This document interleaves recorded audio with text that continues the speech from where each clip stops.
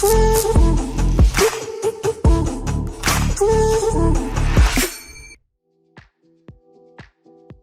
have my friend Eric on from Urban Catalyst, and he's an expert that we refer a lot of our Opportunity Zone Fund questions to. So, Eric, I got a question, and this comes up quite a bit. I have a client that's in the process of selling their company, and they're probably going to have about long-term capital gains of about $7 million from the sale of company stock. We see this happen quite a bit where clients are looking to sell their companies, but they're afraid of the tax, and they don't want to pay more tax than they need to. And a lot of these clients sometimes have identified that they want to invest in real estate. How would an Opportunity Zone fund or an Opportunity Zone investment work for them? Folks that sell companies, there are several different tax mitigation strategies, but one of the key ones that is very popular is investment into Opportunity Zone funds. And the way that it would work is they calculate the amount of capital gains that they're going to have to pay taxes on, and then they invest that capital gains into a qualified Opportunity Zone fund.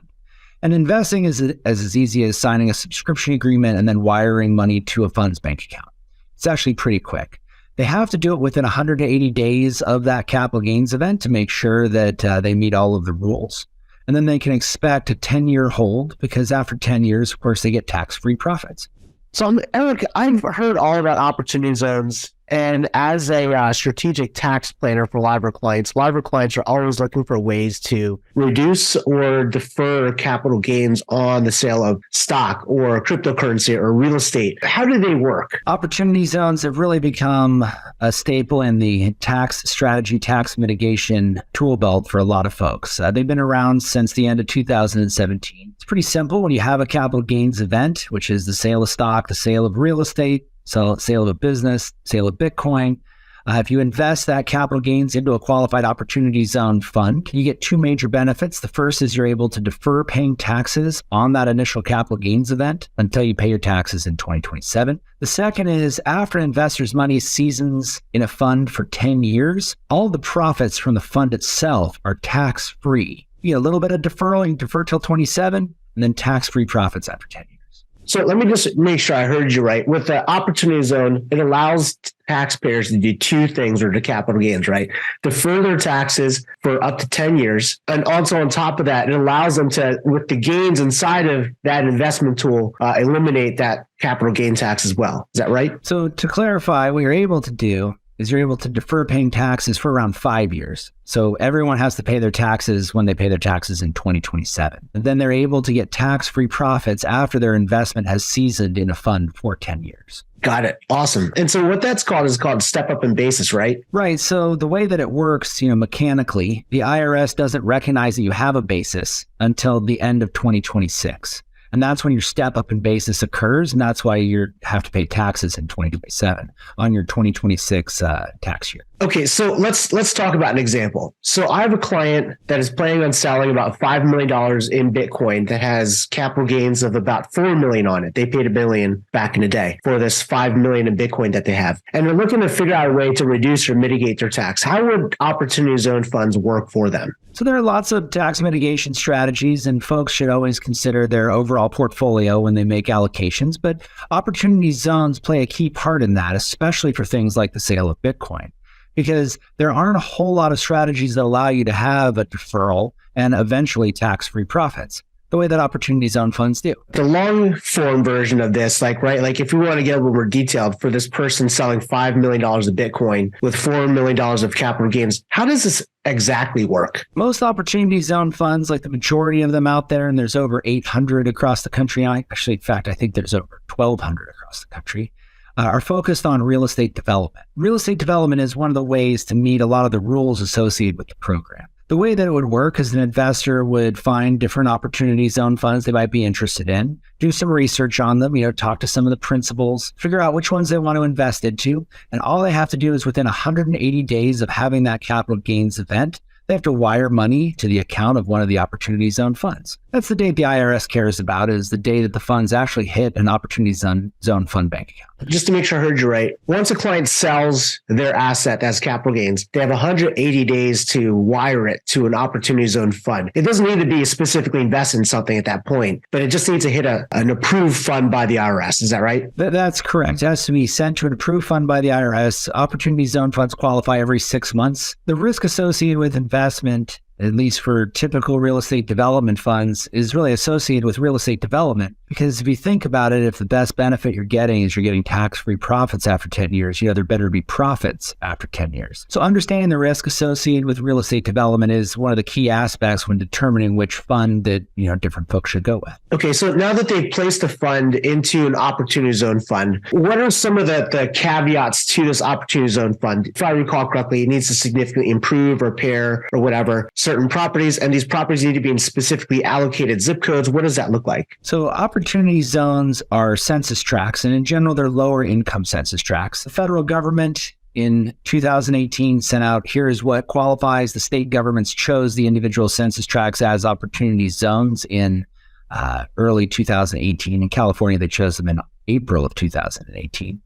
And an investor that invests into an opportunity zone fund is looking for a fund that has its investments into properties located in opportunity zones and then meets a lot of the requirements. And while there are quite a few requirements, in general, they're pretty easy to meet, with the biggest one being substantial improvement. And what substantial improvement means is you have to put money into a project of a greater value than the existing structures that are built on that property, not including the value of the property itself. So for example, here at Urban Catalyst, we go out, we get an appraisal when we go to buy a property. The appraisal will say, here's how much the land is worth, here's how much the structures are worth. And then we're required to spend more on that project than the existing structure's value. One other thing I should probably mention, opportunity zone funds don't specifically have to have properties identified when you invest into them.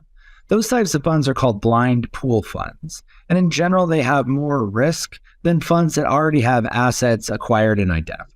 Let's say, for example, the client has invested in an opportunity zone fund. The opportunity zone fund has identified is significantly improving the property. Is there potential for a client to receive some cash flow from that as well because it's a real estate development? Yes, different opportunity zone funds have different targeted goals. Some are more cash flow oriented, where they want to provide you with a significant amount of cash flow over time. Others are more internal rate of return focused, where they plan on having large refinance events after the buildings are built and stabilized. And then some cash flow throughout the holding period.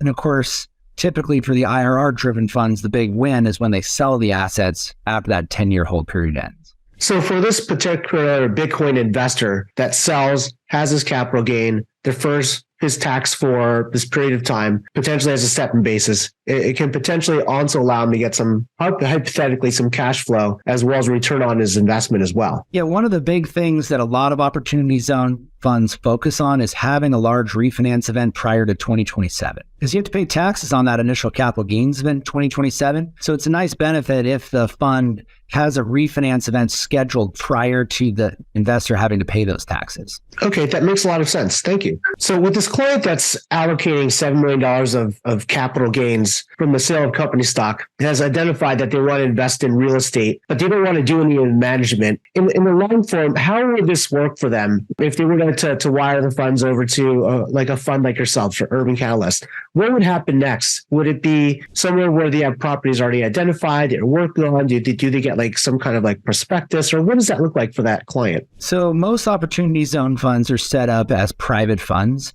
and private funds in general send out what is called a private placement memorandum. It explains the business plan of the company. It explains all the risk factors associated with investment. It's really to protect the investor and make sure that they understand what they're investing into. So prior to investing, they should see the private placement memorandum and read it entirely. Of course, you can always see maybe 40 to 45 pages of risk factors. I think our private placement memorandums have everything, including a volcano blowing up in downtown San Jose. So, you somewhat have to take it with a grain of salt when you read through all of that. But understanding the private placement memorandum is key.